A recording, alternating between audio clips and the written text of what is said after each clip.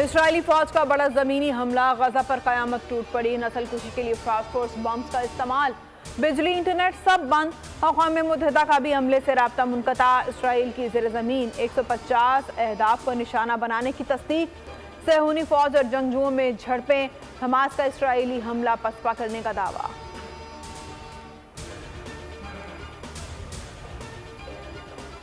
सिर्फ नारे नहीं, मुल्की तरक्की के लिए होमवर्क मुकम्मल कर लिया।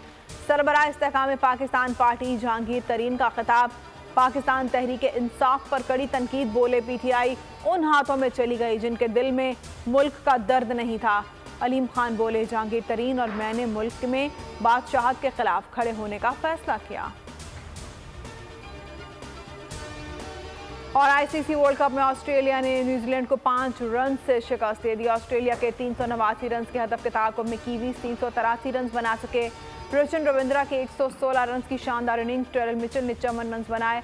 ऑस्ट्रेलिया की जीत से पाकिस्तान के सुपर 4 में जाने के इम्कानात मज़ीद कम।